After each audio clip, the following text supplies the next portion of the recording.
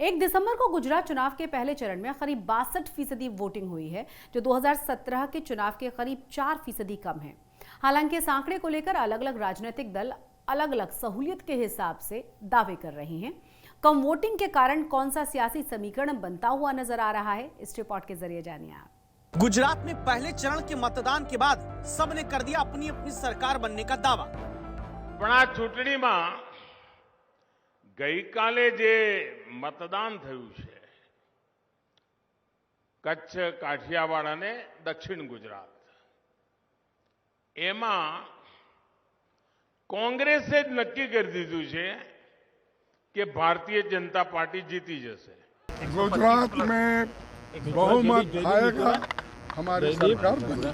भाजपा के जो कार्यकर्ता थे, पहले वो लोगों को घरों से निकाल के वोट डलवाते थे। कल उन्होंने ऐसा काम नहीं किया।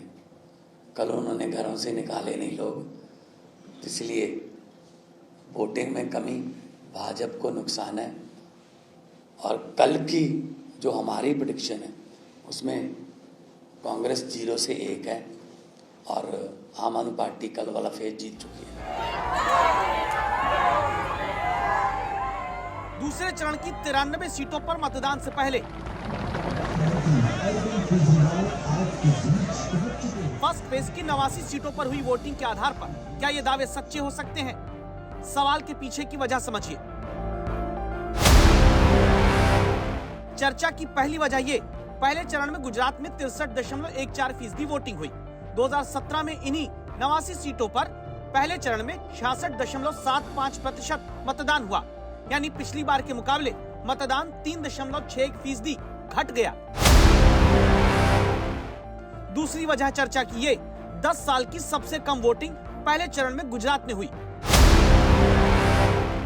चर्चा की तीसरी वजह ये कि 2012 के पहले चरण में मतदान 2007 के मुकाबले बढ़ा था तो बीजेपी की सीट भी बढ़ गई थी। 2017 में पहले चरण में मतदान घटा था तो बीजेपी की सीट घट गई थी। इस आधार पर विपक्षियों के मन में लड्डू फूट रहा है। विरोधी दावा करते हैं 2022 के पहले चरण में वोटिंग प्रतिशत गिरा है तो बीजेपी की सीट भी घट सकती है।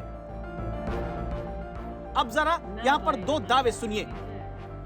हम एक ऐतिहासिक मार्जिन के साथ पुनः गुजरात में सरकार बनाने वाले हैं।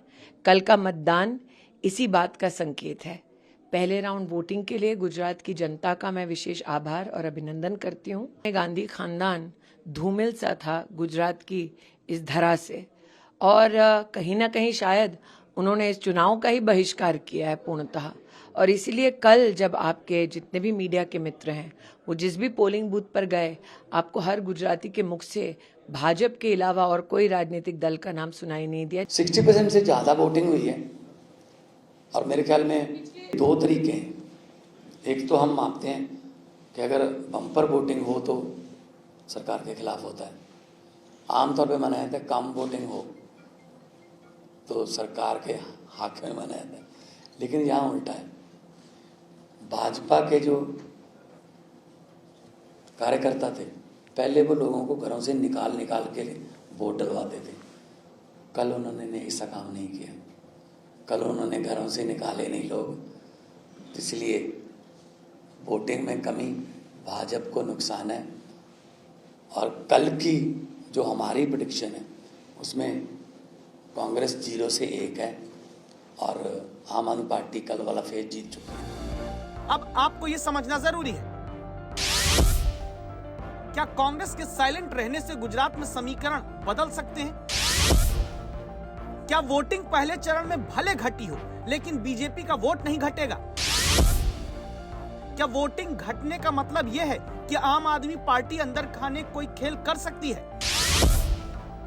क्या गुजरात के चुनाव में न पक्ष के लिए बड़ी लहर है न विपक्ष के लिए बड़ा उत्साह?